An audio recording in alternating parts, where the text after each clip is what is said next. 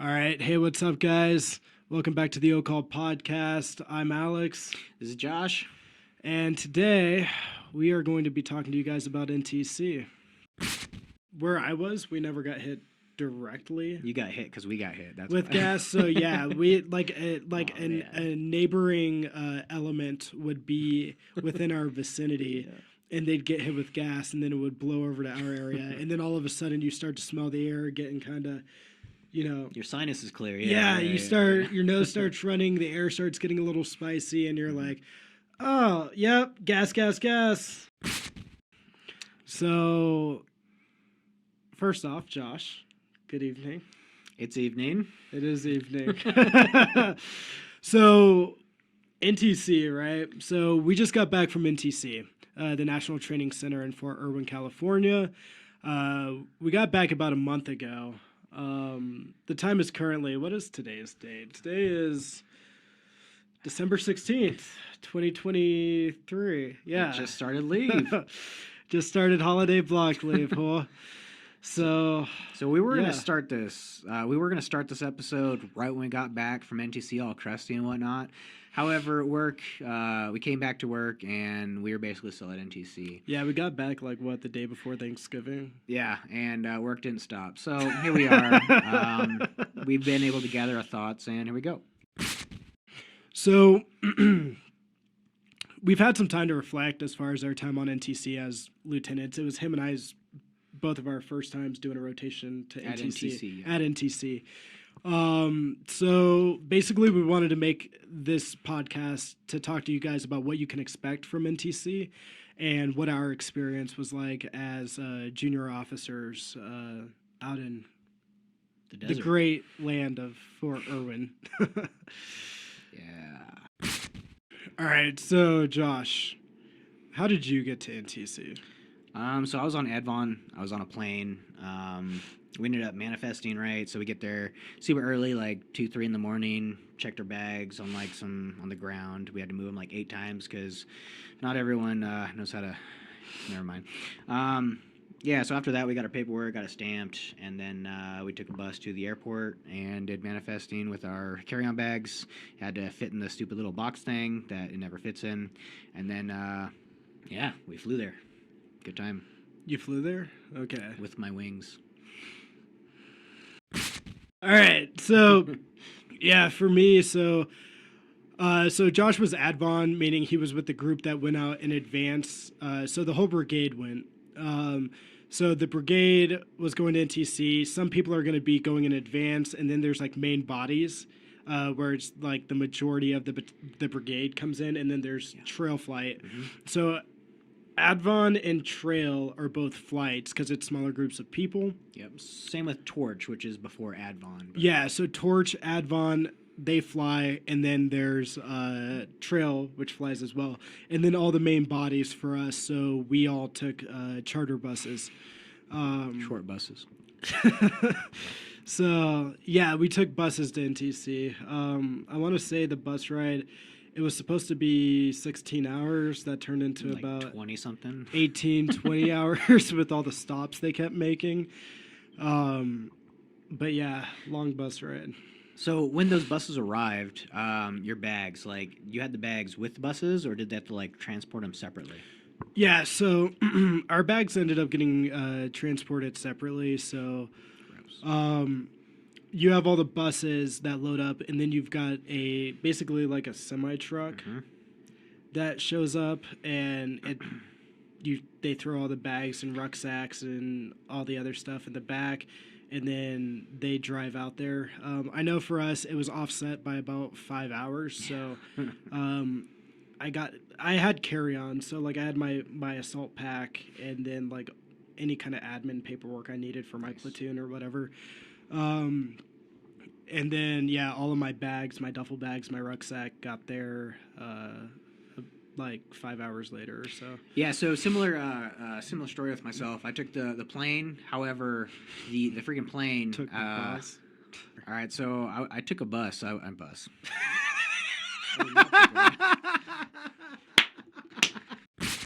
Yeah, so I took the plane and the bags. They ended up going on a similar box truck or whatever from the airport. We ended up taking like a 4-hour bus ride from the airport to NTC. We got to Santa Fe, and then it took the box truck like an additional, I don't know, 6 hours. So we were just there at like 2200 waiting for our bags, and we got them later that next morning. Um, Living situation. So gone are the days that we now go to the Ruba and live in tents and then like get prepared to go out. We ended up going. You got to tell straight. them what the Ruba is. I don't understand. So like rotational unit, bivouac area or something. Yeah, so basically, if you ever go to NTC, there's going to be different areas throughout NTC. You may hear them referred to as the Ruba. You might hear them referred to as the box, the Roughma, the Santa Fe. Yeah. And they're all basically different areas based off of, and you'll be in them based off of what stage of NTC you are in. Yeah. So the Ruba is basically like, it's right next to the Roughma. The Roughma is basically a huge like maintenance complex where your fleet will go to do maintenance essentially. It's a lot like a motor pool. And then the Ruba is right next door. So just across the street. Yeah, it's got showers, it's got bathrooms. It's basically just living quarters for the brigade while they are there. And yeah, so back in the day, people would go to the Ruba, they would get ready, do like a week or two, and then go out to the box and conduct missions. So now we're going straight to Santa Fe, which is closer to the box. And you don't have tents or anything. You're just on cots or on the ground underneath these little like overhang areas. And then there's like some tents that you can do admin stuff in. So we ended up doing that. I was there for about a week during the advon window, and then when main bodies started arriving, I pushed out to the box, and we started going right into the building combat power phase of NTC. Yeah, so basically reception, all of that stuff, receiving the fleet off the rail, conducting that rail operation, and making sure maintenance on all of the equipment was everywhere, like was at the status that it needed to be. Now, an important thing to take into account here. So we're talking about NTC. Not everybody goes to NTC. Some people go to JRTC, the Joint Readiness Training Center, down in Louisiana at Fort Polk. Now, because we're in an Armored Brigade combat team, that is why we went to NTC, because that's for those maneuver elements. That's for tanks and brads, etc. and everything in between. But yeah, so for us, maintenance is huge as we arrive to NTC, getting ready to go into the box and go ahead and run the campaign. Yeah, so I want to talk a little bit about Santa Fe. So it wasn't just like getting there, building combat power or whatever. That's when we were receiving equipment from rail, from Lion Hall, and then they would travel down the Mannix Trail from Yermo down to Santa Fe via the Mannix Trail. That was for the wheeled vehicles, and then you had the line haul from all the tanks, tracked vehicles, etc. So there we go. We were receiving everything, and then once everything arrived, we pushed out to the box, and then we started getting ready for follow-on missions and that phase of NTC. So what was your experience like as far as Santa Fe goes before we moved out to the box? Or were you even at Santa Fe? I mean, I was there for about a week. I got there. I just slept on a cot. The weather was pretty decent. It was like 80 to 90 degrees during the day and like 60 degrees at night. So just use a cot. During the day, we had tents, and we tried to do like the nipper drop and like plug in our computers and like do nerd stuff on the interwebs. But because whatever, there's like, we sent up the request list right from S6, all of our computer names, MAC address, etc. If one of those were wrong, the entire list for the freaking battalion did not get through. So none of us had internet access, and we all had to hotspot off of our cell phones. It was great. All right, so I can talk from my experience as far as when I got there. So like I said, I took a bus. I got there at about, I want to say 5:30, 6 o'clock in the morning. They took us straight to the Santa Fe yard. So the majority of the brigade, by the time I got there, was already there. My platoon was already there. It's just how the buses lined up. I ended up coming in on one of the later main bodies. So I get to the Santa Fe yard, and of course I go link in with my leadership, my commander, first sergeant, link in with my platoon, figure out what's going on. And during this time, so they're receiving all the equipment, right, from rail and everything. So from there, it was just about maintenance operations. And then along with that, so we were drawing prepo, which is pre-positioned stock. So we took the majority of our fleet to NTC, but we ended up drawing a lot of stuff like wheeled vehicles, recovery assets, things of that nature, instead of bringing our own, just because it was easier. So doing prepo draw, mission draw, or not mission draw. No, but prepo, weapons. yeah. So prepo, you're either like one of two reasons: you're going to draw it because the stuff at home station is broken, or you want to save it for your actual deployment or mission. So typically they say draw what you can, and we'll leave some of our like, I don't know, common stuff or whatever that we don't want to break down during the mission at home station, and then we'll draw what we can. Different theories of thought with that, but that, yeah, it is what it is. So Yep. So yeah, it was mostly just staging and preparing to move into the box. yeah, so next we're gonna talk about the box. This is like the thing of NTC. This is like The actual exercise. correct. So the box really consists of 3 to 4 battle periods. Each battle period is going to be like 72 hours. And then in between each battle period, you're going to have what's called a SOBI. I don't know what it stands for, but it's basically just standing down and conducting some AARs and like just resetting for the next battle period. Yeah. I know when we were there, our brigade conducted, we crossed the well gap. We ended up doing a wet gap crossing over a bridge, and then we had various offense and defensive missions and transitions. So in between each mission, we had that SOBI, and then yeah, we took IDF and CS gas all throughout, and it was a good time. Yeah. Got a little spicy. Yeah, one landed right on my B bag. Oh, really? Yeah, so my Nice. stuff still smells like CS gas, Oof. and every time I need to clear the sinuses, I just go sniff my gear. So, Did you ever turn in your gas mask? well, yeah. I still haven't. They told me to. I just forgot about it. Yeah, so in the box we had talk jumps, right? That was one of the not so fun aspects of being in the box. So either A, you need to jump to get to the next mission phase, or you've been compromised and you need to jump. I think there was one point where I was jumping, well, our battalion was jumping once a day for 3 days in a row. Basically, we would tear down the entire talk, pack away most of the commo stuff, send out attack element. They would then set up comms, and then they would basically pull us forward. And then we'd set up the talk again, camo nets, and all that stuff. Took a good portion of the day, and we really didn't accomplish much planning because we were all in transit. What were talk jumps like for you, Alex? Yeah, so for me, because of what I do as so I'm a logistician, I'm a field maintenance platoon leader. So I probably need to give you guys some background here so you guys know what the hell I'm talking about. As a logistician, I'm thinking in terms of the echelon trains concept. So for me, I was in what we refer to as the CTCP, the Combat Trains Command Post.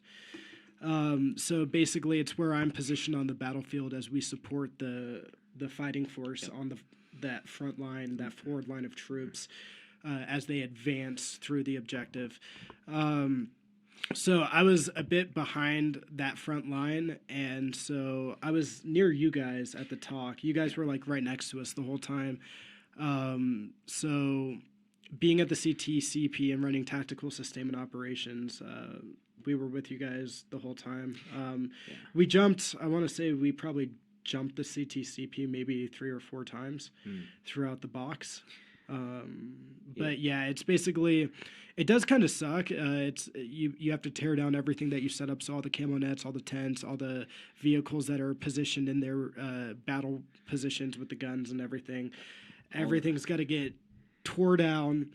and then you got to pack it all up. You got to have accountability for everything, accountability for all your people, and then you got to move to the next. And like, let's say you found a really good spot to go to the bathroom because there's no porta potties. Now you got to find a new spot.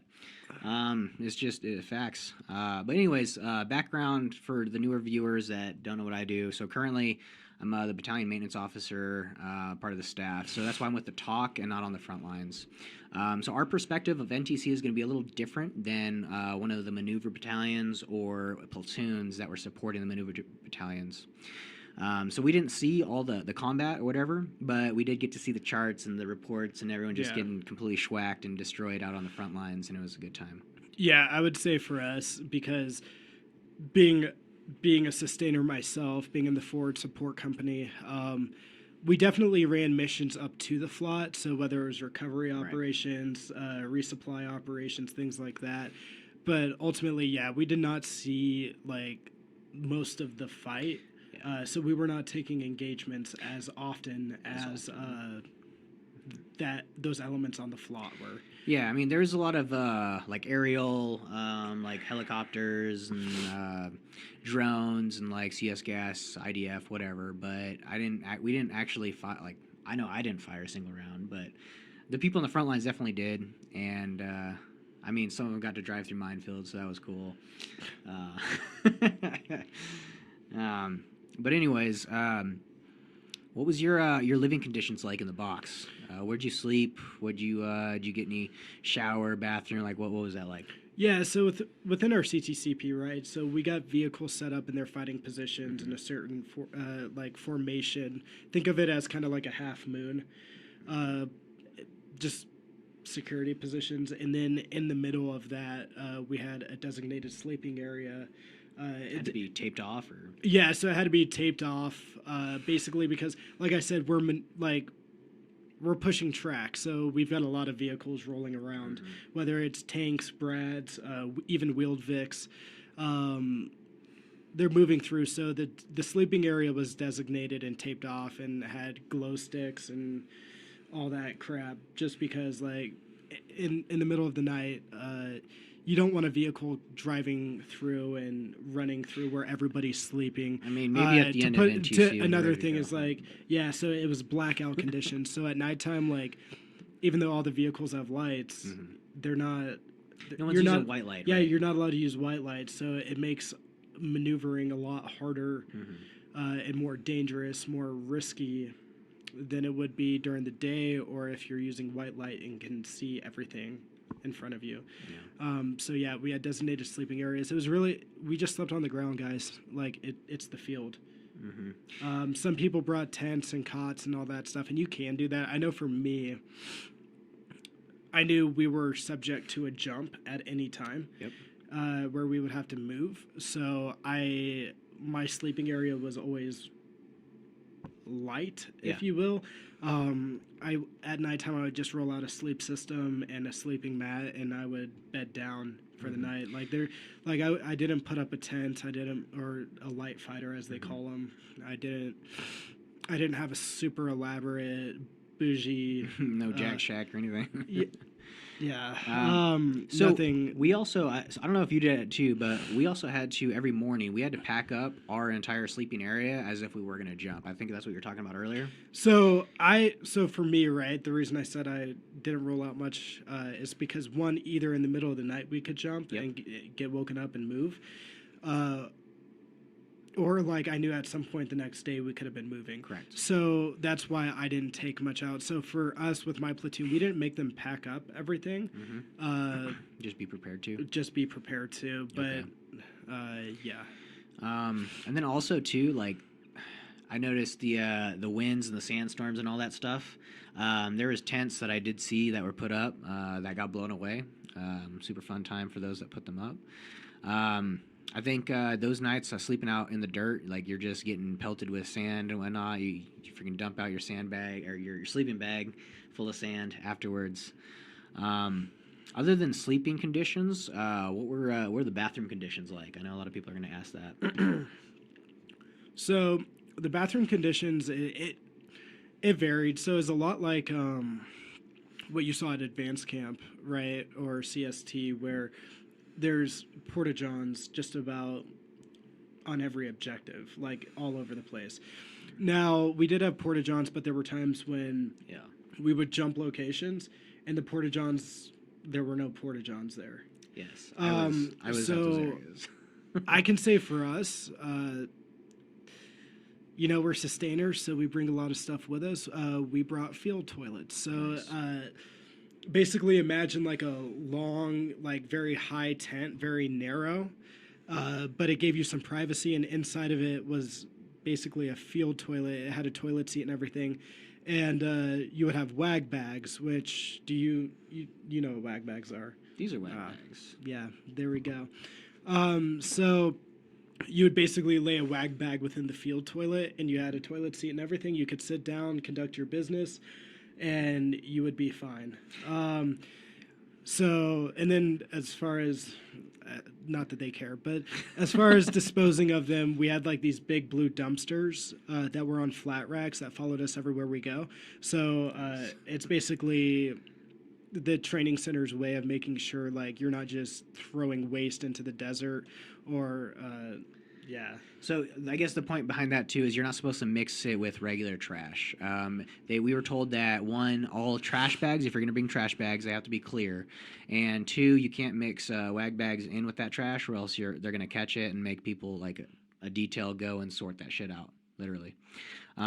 So for myself, I was nowhere near those porta potties, so I had to use those wag bags like maybe every other day or something. I just go find a rock out in the mountains and do my thing. Inside, if you've never seen one, that little thing has just one bag and then a trash bag. It's got some of those little MRE paper things, some matches to burn it if you need to, whatever.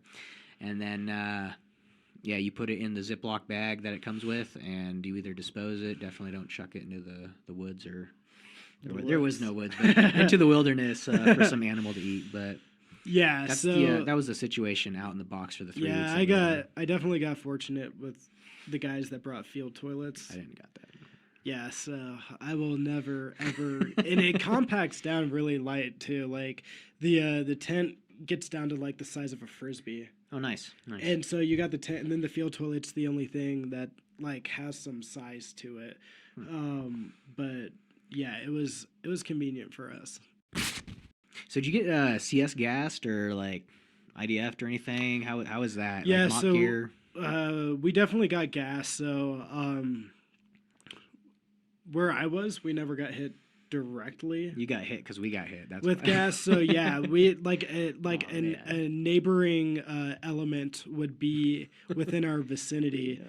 And they'd get hit with gas, and then it would blow over to our area, and then all of a sudden you start to smell the air getting kind of, your sinus is clear. Yeah, your nose starts running, the air starts getting a little spicy, and you're like, oh, yep, gas, and so that day, that specific day that you're talking about, we ended up having to, they said no later than 0, 1:30, everyone had to be in MOP level 1 because there's a high likelihood that we're going to get gassed.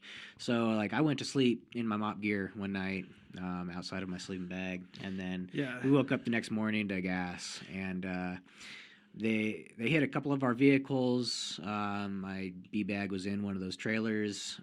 It's still covered in CS. And then the air just took it over to these guys, and they caught a whiff as well. Yeah, I would say so. I remember story time. So after one of the attacks, so Brigade got attacked. Brigade 8 headquarters got attacked, and we had to go out and do recovery operations for their stuff. And so I put on all my gear. I go ahead, spin up the trucks, and we convoy out to where Brigade was at. And I get out there, and we're just chilling. We're like, hey, we're here. What do you guys need? How can we help you guys out? And I get there, and son, she's in like all her gear and all this other stuff, and a few others that we know were out there, and they just looked like hell. And they had gotten hit with gas. They had taken contact, and I pull up with my crew, and I'm like, all right, what's up? What we doing? And they were like, just defeated.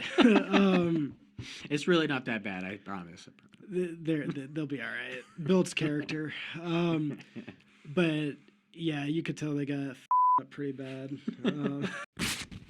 Overall, so what was your sleep schedule like? Oh man, I didn't have one. So we'd basically get up at 5:30 every morning, and when we would literally get like released at 2300. So I'd start work immediately, right into a battle update brief, the bub. Go into processing stuff, work on MDMP for that mission or the next mission. And then I'd just battle track maintenance status. I'd do that because I was a freaking fobbit and just stuck in the talk the whole time, all the way up until almost midnight. It was great. What about you? What was your schedule like? It wasn't too bad. Fortunately, we never got hit in the middle of the night. I know some people were getting gassed in the middle of the night. That would be a miserable way to wake up in the middle of the night to spicy air. I got at least about 8 hours a night. Oh, it's a lot. It's a lot of NTC. Got about 8 hours a night. We'll talk on about this later on when my sleep schedule definitely went downhill when the real work started. So that's fair. That's fair. What were recovery operations like? I know you said maintenance platoon and whatnot. So recovery operations, so any down vehicle, any vehicle that is NMC, non-mission capable, we would go out, drag it off the line, bring it back to the CTCP, start conducting maintenance on it so we could get it back into the fight. Recovery operations were nonstop, honestly, for us. Like we were just constantly convoy after convoy. They haven't stopped yet. We're still in. Oh yeah, we're still in recovery operations. Just fuck mission after mission of dragging people's stuff off of the line to the rear. Yeah, and you'd say that was most common towards the end of the battle periods, right? When we were trying to clear it for the live fire exercise. So for us with that live fire exercise, right, we jumped to that last location before we got out of the box. So there were definitely a lot of recovery missions during that because we were also getting prepared to roll out of the box. Mm-hmm.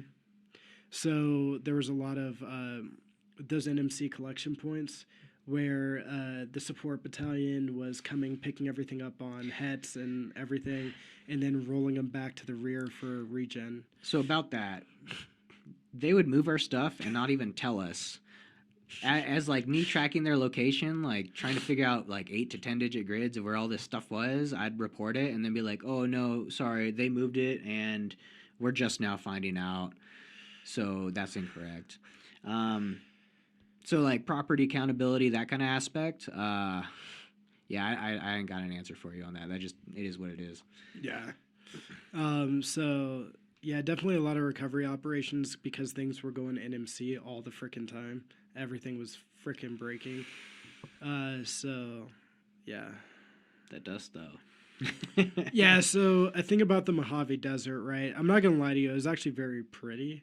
Like the scenery was amazing. The sunrises and sunsets were incredible. However,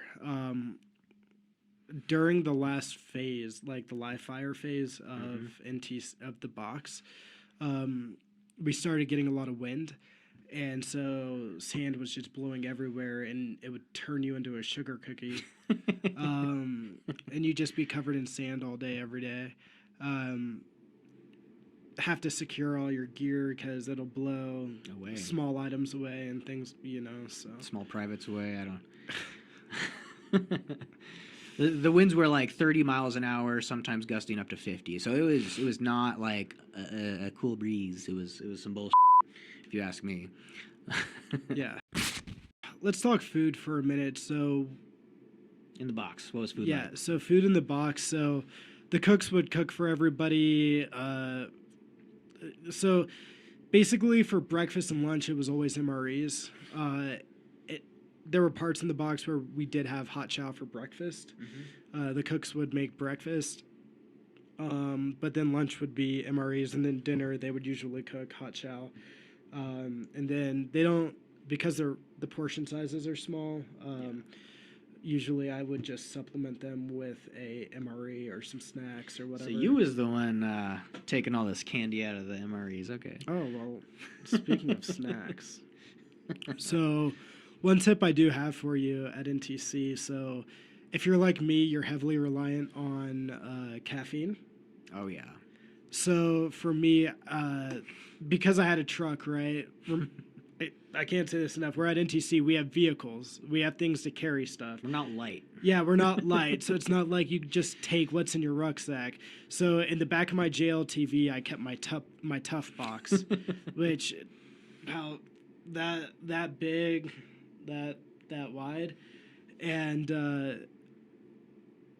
in it, I made sure to pack, like, I had like 3 cases of Monster. I basically had enough Monster to get me through at least the first 25 days of NTC. You had like your snacks, your Twinkies, all that stuff too. So I'm a candy guy when it comes to the field. I love to have sugar. So I had a bunch of candy and like 3 cases of Monster. I had like 36 Monsters. Do you use it to trade for anything? You barter anything? You run out of like... Honestly, no, I never got to the point. So Nice. my big thing is like just go prepared. You know what you're going to want. If you're the kind of person that utilizes nicotine, make sure you take enough nicotine. Make sure, if you're like me and you love caffeine, take a tough box full of Monster. Yeah. Throw it in the back of your truck. So I didn't have a truck. I was homeless for like the whole time at NTC. I'd have to hop into Yeah. other people's vehicles. That's and one catch of the rides. advantages. No offense, but he's on staff. So I'm in a platoon. I've got my own fleet of trucks. I've got all my soldiers. So I had my own JLTV with a truck bed. So I had a tough box with me the whole time with my supply of goodies. Yeah, so I ended up, I'd ask around. I'd be fiending for caffeine as well. So I would ask around people that didn't drink the coffee. I'd just come From back to the my gear. MREs? Yeah, from the MRE coffee. I was dirty like that. And I'd just like throw 3 of them into one of them drink packets, maybe a little cream or sugar or whatever, and then just like shoot that. That's how I got my fix. I think I had 1 of your Monsters that whole time. Yeah, I know Teichman had the night shift that one time. Yeah. He's like, I really want a Monster. I was like, all right, man. I guess. Yeah. So, yeah, I basically had enough Monster. I get my driver one every morning. Oh, nice. Yeah, so my driver and I, so when it would be super cold in the mornings and we'd wake up, I basically used my JLTV as an office. So I would go straight to the JLTV, get in the frickin' truck, blast the heat, and that's when I would go over my plan for the day. I would have my Monster and, just get ready for the day, set the conditions, push out any guidance that I had. So yeah, my driver and I, we'd sit there in the mornings, have an MRE, have a Monster. Living the life. And I would do my little officer thing there in the truck. All right, so next up we're going to be talking about regen and the RUFMA. So as I mentioned before, the RUFMA is like a maintenance area. So in regen, which is short for regeneration, something like that. So it's basically, okay, so you're done with the box. Now everybody moves back to the rear. One giant convoy back, like it's a bum Yeah, rush. the whole brigade. The whole brigade gets up and they convoy out back to out of the field back to like post on one back road. to Fort Irwin. Yeah, on one road. There were accidents. And so you go back, you bring everything to the Ruba, which is basically where you're going to be living for the entirety of regen. I want to say the regen process for us was about 2 weeks. It was a blur. I don't remember. So, yeah, backstory to regen. So everybody acts like, oh, the box sucks. Like, Honestly, regen sucked more. Yeah, you're getting hit with gas and all this stuff. The real work, at least for guys like me as a logistician, the real work, the hard part of NTC was not even the exercise itself. It was the major after operation maintenance maintenance AOM operation that we did after the box to get all the equipment back up to where it needed to be as far as status goes, operational readiness rating, and get it ready to go back on trains, on rail, back to home station. Correct. We were working 07, 08 to about 2300 every night. I know you were as well. Very, very little sleep. You're outside all day long. You're running around a motor pool. For me as an officer, like I'm checking statuses of all my vehicles, maintenance statuses, communicating that to hire. You and I kind of worked hand in hand on that as far as sending up the reports with our operational readiness rating. That was where the real trauma of NTC comes from. Yeah, can I real quick? Yeah. So backstory behind that is they would not. We were not allowed to leave NTC until we had a 90% OR rate for the brigade, and then we could leave. There were some battalions out there that would be like 15% OR rate, 20% OR rate, 30%. I think the highest that I saw, like coming out of the box, was maybe like 40%. So there was a lot of maintenance work that had to be done before anybody could go home. So that's why it was long hours. It was nonstop. It was a lot of reporting. This is probably not going to apply a lot to the lighter units. No, not at all. However, maybe even some of the platoons that were just sitting around in vehicles waiting to be worked on, or like they might have had it a little easier than the maintenance or the staff that had to track everything or make stuff happen, work with the SSA to get parts that weren't really available, but you had to do a walk up and like do some like shady stuff to get it and make it work. Yeah, it was a lot of, like I said, for the logisticians like myself and Josh, you're fulfilling a logistics officer role right now. Unfortunately. Yeah. That was the real work of NTC. It was turning wrenches nonstop, all day, every day, sun up to late into the evening, Well, 2300. We also, you and I, like, we left on trail. So, like, we were there till the end, very, very end. until the last vehicle rolled out. So, like, getting there on Advon, you're there early. Then you do the building combat power phase of Santa Fe, and then you go into the box. Then you do the battle periods, and then after that, you go do regen. And then, like, to be on trail after that, we were there, like, almost 2 months. I want to say I was there for about 6-7 weeks. Yeah, and that's not everyone's experience. Like a lot of the line units, the line platoons and whatnot, like they got to go home on the main body bus rides back. And then once everything else was good to go, we finally, as a brigade collectively, I don't know how they did it, but they got to 90% somehow. And then we got to go home. And here we are still doing maintenance. Yeah, it's just nonstop. It is what it is, but yeah. So that regen, I can't stress it enough. That was challenging. That was long hours. Yeah. You're running around all day. You're hungry all the time. Like about that. So at the regen REFMA, what was the food like? So living conditions, right? It's different living in the Ruba than in the box and or at Santa Fe. What were some of the benefits of being at the Ruba versus other places? Living conditions and food. So the living conditions were nice because we were in hard stand buildings. There was cots inside of a large ass tent, right? But there was heat. Yep. Which was really nice. So you were shielded from the elements. You had heat at night. You were comfortable. There were showers, so while you were in the box, so a lot of people from the time they get to NTC up until the end of the box, they don't typically shower. Well, yeah, we didn't have an opportunity. You don't get the opportunity to shower. It's not until you get back to the REFMA and the Ruba that you get to shower. Now, the food situation. So for like the first week and a half or so of regen, we got hot chow because the cooks were doing their cook thing. They were cooking. But they too had to pack up all their stuff, get it on trains, and get it out of there. So that lasts, like, I want to say half a week, like 4 or 5 days. There was no hot chow. So there are restaurants, but they're not good restaurants. It's like food trucks. Yeah, it's food trucks and like... they definitely price gouge. Yeah. It's like $20 for like a couple tacos. Like, it was ridiculous. So there were food trucks. There were a bunch of vending machines, so you could get like your caffeine and everything.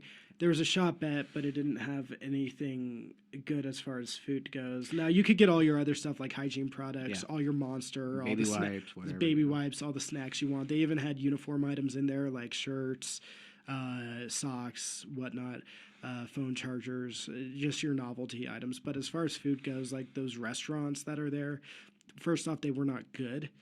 And also, they would upcharge like crazy, like 'Cause they crazy. knew you didn't and, have food. Like, and it wasn't even good. And It was that the or an thing MRE. is, so normally, like, if you're Air Force or something, I don't know, and you were in that situation, so if you're having to pay for food, you would have been given like per diem of like $70 a day to cover, to cover your I picked the wrong branch. to get all your food, to be able to pay for the food. The reason we didn't get that was because what does the Army do? They put out a bunch of boxes of MREs.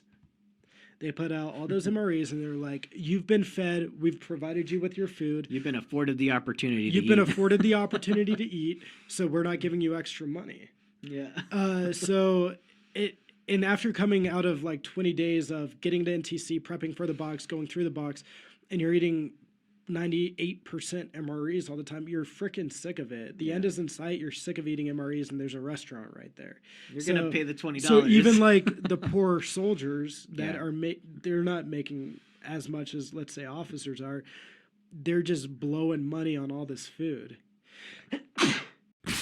That combined with the lack of sleep and just the amount of work we were doing to get this brigade out of NTC was ridiculous. And a lot of people don't know what goes on behind the scenes. They don't understand what the logisticians are doing to facilitate these operations. Yeah. They just, like all those combat arms guys, they're chilling while we're doing all the work. Yeah, so I mentioned earlier, well, I think one of us mentioned earlier, it was like, 7 or 8 in the morning to 2300. And so I couldn't really tell you what time they got off of work. But I know when I would go and eat like maybe a late lunch at like 16, 17, 1800, I would see these other soldiers in PTs or like in their tents or whatever. And I was like, oh, that must be nice. Yeah. So like, if that's one of you, like, good for you. Yeah, and I will say it's a trade-off because I know you got the short end of the stick the whole time, but I know for me in the field it was chill. Like I was getting good sleep and whatnot, just because of the kind of operations that I ran. Yeah. But yeah, the real work started when we were pushing out of NTC. Yeah. All right, guys, so that was our NTC experience. We hope you guys enjoyed the information. If you guys have any further questions as far as what you might expect to see when you go to the National Training Center, go ahead and put your questions in the comments down below. Don't forget to hit that like and subscribe button and turn on your notifications, and we will see you next time.